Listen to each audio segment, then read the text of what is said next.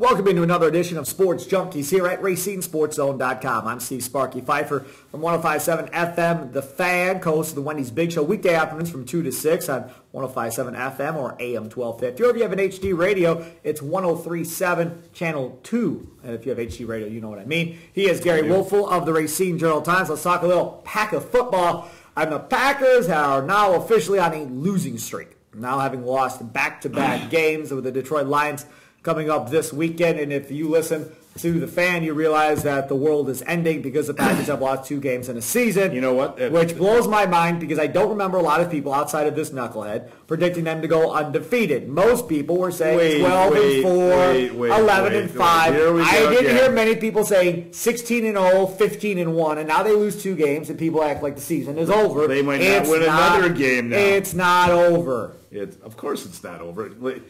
I will say this. I try to remember who on the Big Show the other day made a profound statement. The first time. It's probably Gery.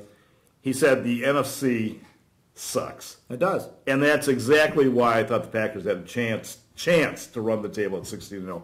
Because I thought there are 3 potentially trap games.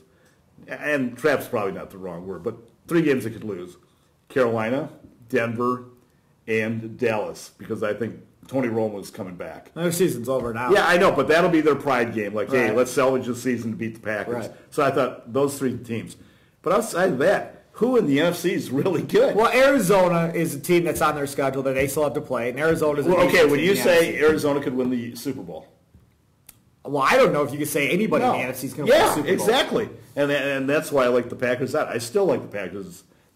I just don't know if anybody can beat the cheaters in New England. I mean, that's my thing. I agree. I don't know, and I know Peyton Manning can't do it. So once you get past him, Pittsburgh, you know what? Le'Veon Bell's gone for the year. Roethlisberger's hurt again. Luck's gone for the Colts now 2 to 6 weeks. Not that they were playing great, but they might have had a chance, and he stinks against New England too. I just don't think there's a team right now. Well, the Bengals. I mean, if you buy in, the Bengals are very good, right? But they can't win. They've never won a playoff game with Andy Dalton. That's true. I mean, who would you rather have coaching in your championship? So I mean, are you going to tell me Andy Dalton's not going to win his first playoff game, but then he's going to go to the Super Bowl the same year? I mean, I don't know if Andy Dalton is definitely having a breakout season. I mean, he's been good, but he's been really good this year. Yes. And their wide receiving core is. They've got a 2-headed monster at running back with Hill and Giovanni Bernard.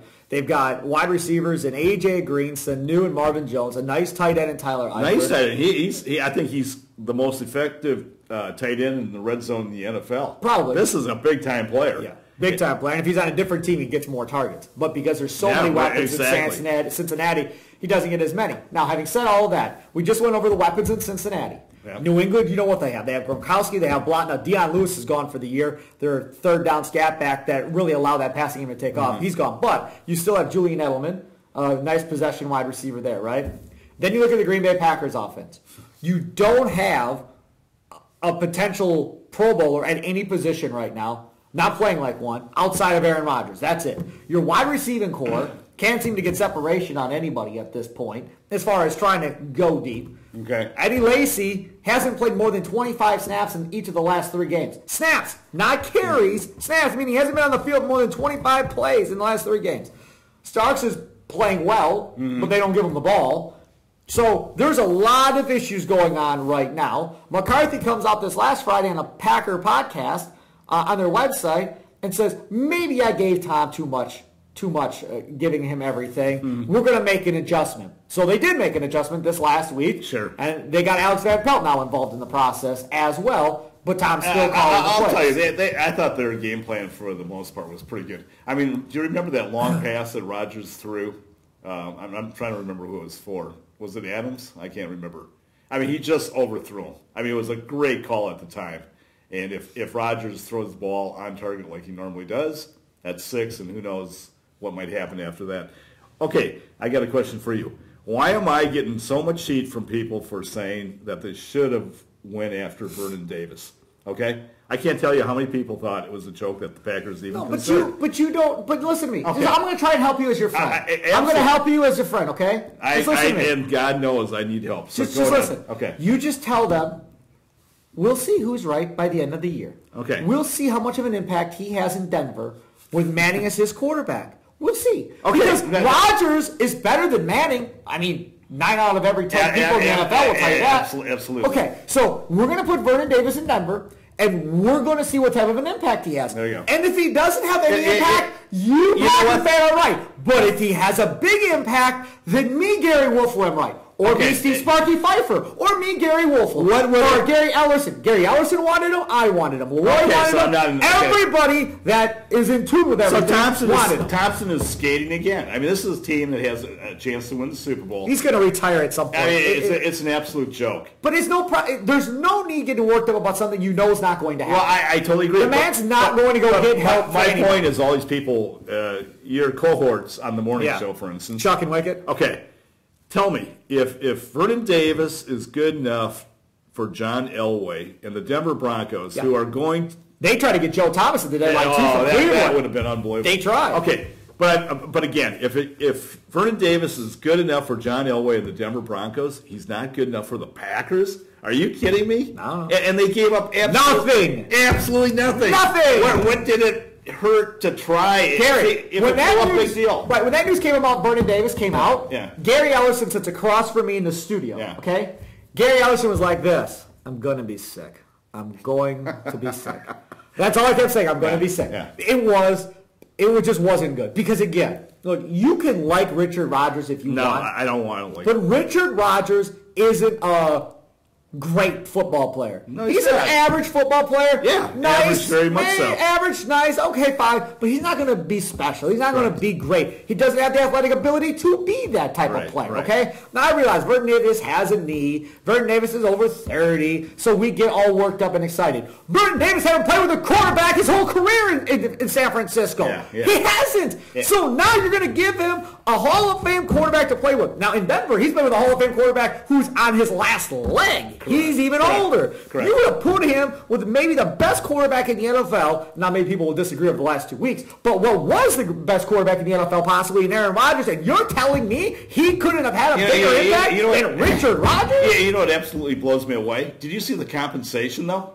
Nothing. It was a 6th-round pick, essentially. They swapped picks. Yes. In the 7th round, like it really matters. And they got a 6th. Right. I mean, what is it with Ted Thompson? Is it too difficult to do paperwork or what?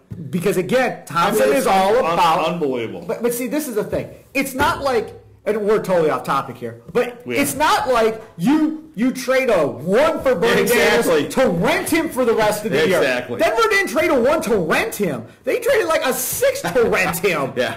I mean, I don't even know what that's equivalent to in basketball or what that's equivalent to in baseball, but that's nothing. I would like to see how many 6th and 7th round picks have actually had an impact. Right. Furthermore, if you're going to tell me, well, Vernon Davis would be a problem in the locker room, how is that? Yeah, exactly. You've got enough veterans in this locker room now. That shouldn't be an issue.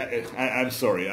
Going back to what you said about game plan. They had absolutely nothing to lose by making the deal. I agree. Nothing. Go back to game plan in this game, okay? Yeah. And I said this yesterday on the Big Show. I'm going to say it again here.